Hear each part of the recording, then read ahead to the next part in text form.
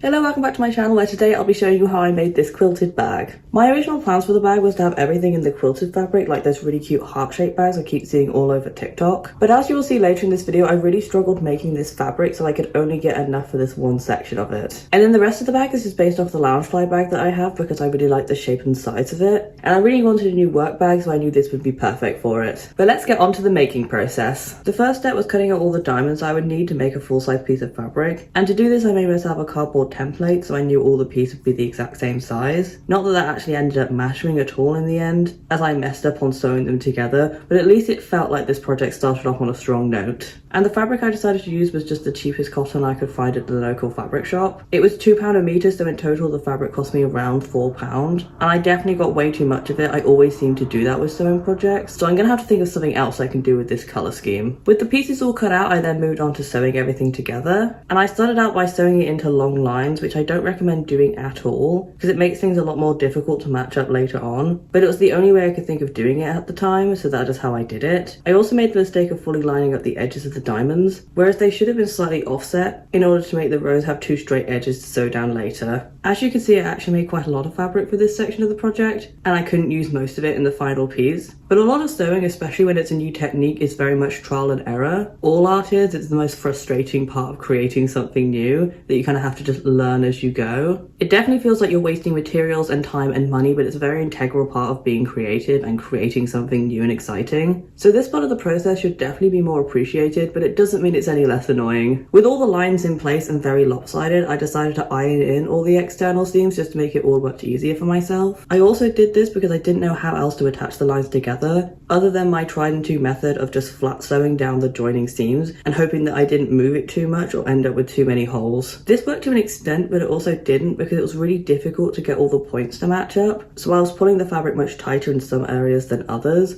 which resulted in a lot of buckling. It wasn't helped by how unforgiving this fabric is. It has no stretch in it whatsoever, so every single small pull was creating a big issue. However, the upside of this is that I now had a piece of fabric that I could use to make a practice piece of the front of the bag. So I went on to cutting out the shape of the front panel, which is just an arched rectangular shape in the same size as my existing bag. And then I cut out a matching panel of strong wadding or batting, I've heard people say both, to which I sewed the quilting fabric onto around the edges and across all the seam lines. I was hoping for a bolder quilting effect, but the wadding I got isn't plush enough to achieve this effect at all. I should have got a fluffier option. However, this type of batting gave the final project the extra strength it needed to keep its shape and look more like an actual backpack, so all in all I think it was the right decision. Once the practice was finished, I did then make the real front using what I had learned from the first one to make it look much neater and much flatter. Now onto the rest of the bag. It's mostly just rectangles and one with two corners cut off to make the flap for the front of the pocket. I basically wanted to keep everything as simple as possible because I knew the final sewing of everything together would be very finicky. I also just prefer square bags because you can put drinks in there without them falling over at all. Anyways, for all these pieces I started out with wadding and then sewed light pink fabric on either side of them with a simple straight stitch. Definitely the easiest part of this project. For the straps, this process was a little different as I wanted them to be the strongest point of the bag. Therefore, I decided to sew the straps directly onto the pieces of wadding and then sandwich the stitches with the second piece of wadding just for that extra bit of reinforcement. I also backed these with the same light pink fabric as the other pieces. Now for the zipper, I knew I wanted to do this all externally because the zipper is going to end up fully curved in the end, and that is so difficult to sew, so it's much easier to do everything separate and then just add it to the bag at the end. So what I did was I took a brighter piece of fabric, cut it into two long strips, ironed these strips in half lengthways, and then flat sewed these strips onto either side of the zipper with the ironed edge facing inwards. This made it such a quick and easy way to attach the zipper to the bag. I definitely will be sewing my zips onto extra strips of fabric for all my projects moving forward. I also at this point attached my zip side panels and bottom together to make a full border piece that I could set aside for later. Next, it was time to add the detailing to this bag, and for that I needed a lot of bias binding. So bias binding is basically long strips of fabric that are cut on the bias so it has more flexibility around curves and corners that you iron in on itself twice. And this can be used anywhere in a sewing project, but it's most commonly used around edges of pieces. I use bias binding all the time because I like the look of piping, but I've never actually made it myself before, so it was really fun to make this section of the project from scratch for the first time. Even though I think this was the longest part of the process, it took so much longer than I thought to iron everything because everything has to be quite tightly ironed. But honestly, it was actually quite fun and relaxing to do. With the bias binding all made, I then added it onto all the external seams of the project, which was the pocket, which I also added a faux button to because I never used the front pocket for bags for safety reasons, so I didn't feel the need to make an actual buttonhole,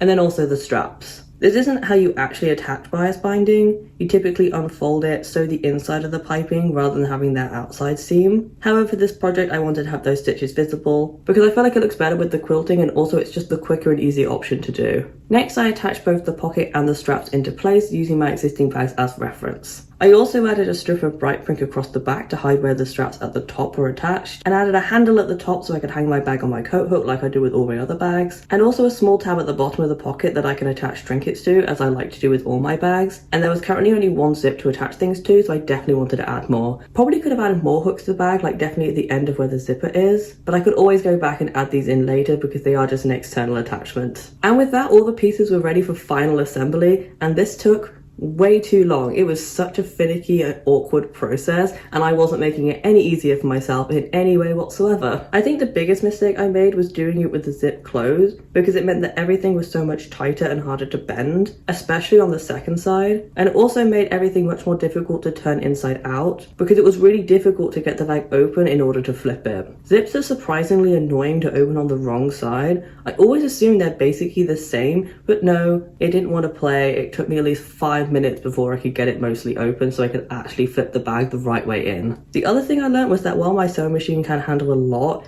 it doesn't like doing this much in succession. So the first side was absolutely fine, but the second side, the machine was really complaining, it was really catching, and it was really loud. My machine is really loud anyway, I'm not quite sure why. Quite a little machine, but it sounds like an industrial machine. But I feel like I just put it through too much that day and I needed to just give it a rest. I still love my machine though, it's absolutely amazing. I wouldn't be able to do any of these sewing projects without my machine. With that all said, this project is finally finished. I can finally show you the finished result.